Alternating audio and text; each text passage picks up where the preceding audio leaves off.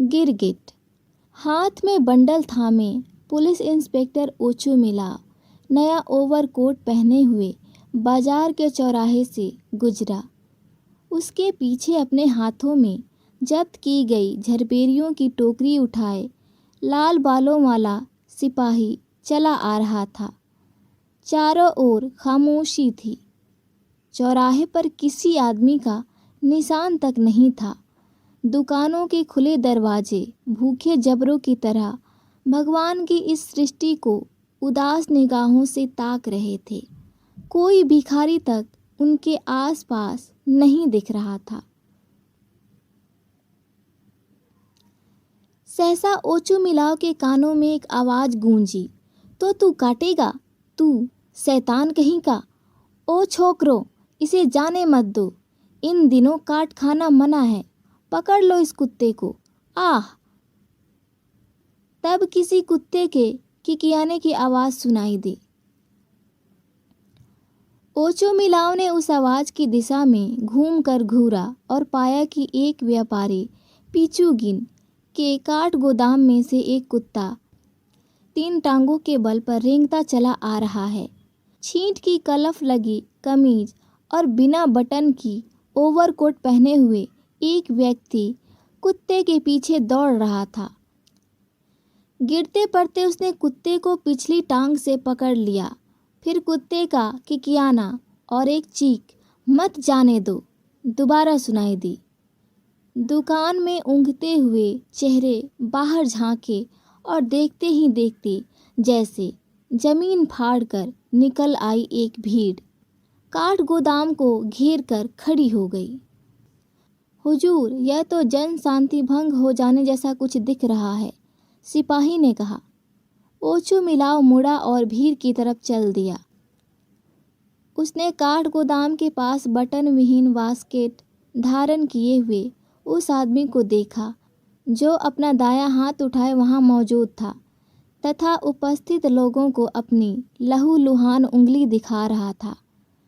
उसके नशीले से हो आए चेहरे पर साफ दिख रहा था। उसके नशीले से हो आए चेहरे पर साफ लिखा दिख रहा था, शैतान की औलाद, मैं तुझे छोड़ने वाला नहीं। और उसकी उंगली भी जीत के इस झंडे की तरह गड़ी दिखाई दे रही थी। ओचू मिलाव ने इस व्यक्ति को पहचान लिया। वह क्यूक्रेन नामक सुनार था और इस भीड़ के बीचों बीच उसने अपनी टांगे पसारे नुकीले मुंह और पीठ पर फैले पीले दाग वाला अपराधी सा नजर आता सफ़ेद बारजोई पिल्ला ऊपर से नीचे तक कांपता पसरा पड़ा था। उसकी आंसुओं से सनी आंखों में संकट और आतंक की गहरी छाप थी। यह सब क्या हो रहा है? भीड़ को चीरते हुए ओचू मिलाव ने सवाल किया। तुम सब लोग इधर क्या कर रहे हो? तुमने अपनी यह उंगली ऊपर क्यों उठा रखी है? चिल्ला कौन रहा था? हुजूर, मैं तो चुपचाप चला जा रहा था, मुंह पर हाथ रखकर खांसते हुए क्यूक्रेन ने कहा। मुझे मिस्त्रीचा के लकड़ी से कुछ काम निपटाना था। तब अचानक इस कमबख्त ने अकारण मेरी उंगली काट खाई। माफ़ करें, आप तो जानते हैं मैं ठहरा एक कामकाजी आदमी। मेरा काम भी एकदम पेचीदा किस्म का है। मुझे लग रहा है 1 हफ्ते तक मेरी यह उंगली अब काम करने लायक नहीं हो पाएगी। तो हुजूर, मेरी गुजारिश है कि इसके मालिकों से मुझे हर्जाना तो दिलवाया जाए। यह तो किसी कानून में नहीं लिखा है हुजूर कि आदमखोर जानवर हमें काट खाए और हम उन्हें बर्दाश्त करते रहें। अगर हर कोई इसी तरह काट खाना शुरू कर दे तो यह जिंदगी तो नर्क हो जाए। ठीक है। ओचू मिलाव ने अपना गला खंखारते और अपनी त्योरियां चढ़ाते हुए कहा। ठीक है, यह तो बताओ कि यह कुत्ता किसका है? मैं इस मामले को छोड़ने वाला नहीं हूँ। कुत्तों को इस तरह आवारा छोड़ देने का मज़ा मैं इनके मालिकों को चखा कर रहूँगा। जो कानून का पालन नहीं करते, अब उन लोगों से निपटने का वक्त आ गया है। उस बदमाश आदमी को मैं इतना जुर्माना ठोकूंगा ताकि उसे इल्म हो जाए कि कुत्तों और जानवरों को इस तरह आवारा छोड़ देने का क्या नतीजा होता है। मैं उसे ठीक करके रहूँगा। तब सिपाही की तरफ मुड़कर उसने अपनी बात जारी रखी। यल्दीरीन, पता लगाओ यह पिल्ला किसका है और इसकी पूरी रिपोर्ट तैयार करो। इस कुत्ते को बिना देरी किए ख़त्म कर दिया जाए। शायद यह पागल हो। मैं पूछ रहा हूँ, आखिर यह किसका कुत्ता है? मेरे ख्याल से यह जनरल झीगा लाओ का है। भीड़ से एक आवाज़ उभर कर आई। जनरल झीगा लाओ? यल्दीरीन, मेरा कोट उतरवाने में मेरी मदद करो। उफ, आज कितनी गर्मी है। लग रहा है बारिश होकर रहेगी। वह ख्यूक्रीन की तरफ मुड़ा। एक बात मेरी समझ में नहीं आती, आखिर इसने तुम्हें कैसे काट खाया? यह तुम्हारी उंगली तक पहुंचा कैसे? तू इतना लंबा तगड़ा आदमी और यह रत्ती भर का जानवर। जरूर ही तेरी उंगली पर कोई कील वगैरह गड़ गई होगी और तत्काल तूने सोचा होगा कि इस कुत्ते के मत्थे मड़कर कुछ हर्जाना वगैरह ऐंठ कर फ़ायदा उठा लिया जाए। मैं तेरे जैसे शैतान लोगों को अच्छी तरह समझता हूँ। इसने अपनी जलती सिगरेट से इस कुत्ते की नाक यूं ही जला डाली होगी हुजूर, वरना यह कुत्ता बेवकूफ़ है क्या जो इसे काट खाता? यल्दीरीन ने कहा, हुजूर, मैं जानता हूँ यह ख्यूक्रीन हमेशा कोई ना कोई शरारत करता रहता है। अबे तूने मुझे ऐसा करते जब देखा ही नहीं तो झूठ मूठ में सब क्या बके जा रहा है? हुजूर तो खुद बुद्धिमान आदमी हैं और बखूबी जानते हैं कि कौन सच बोल रहा है और कौन झूठ। यदि मैं झूठ बोलता पाया जाऊं तो मुझ पर अदालत में मुकदमा ठोक दो। कानून समझ तो यही है कि अब सब लोग बराबर हैं। मैं यदि आप चाहें तो यह भी बता दूं कि मेरा एक भाई भी पुलिस में है। बकवास बंद करो। नहीं, यह जनरल साहब का कुत्ता नहीं है। सिपाही ने गंभीरतापूर्वक टिप्पणी की। जनरल साहब के पास ऐसा कोई कुत्ता नहीं है। उनके तो सभी कुत्ते पोंटर हैं। तुम विश्वास से कह रहे हो? एकदम हुजूर, तुम सही कहते हो। जनरल साहब के सभी कुत्ते महंगे और अच्छी नस्ल के हैं और यह जरा सा इस पर नज़र तो दौड़ाओ, कितना भद्दा और मरियल सा पिल्ला है। कोई सभ्य आदमी ऐसा कुत्ता काहे को पालेगा? तुम लोगों का दिमाग खराब तो नहीं हो गया? यदि इस तरह का कुत्ता मास्को या पीटर्सबर्ग में दिख जाता तो मालूम हो उसका क्या हश्र होता।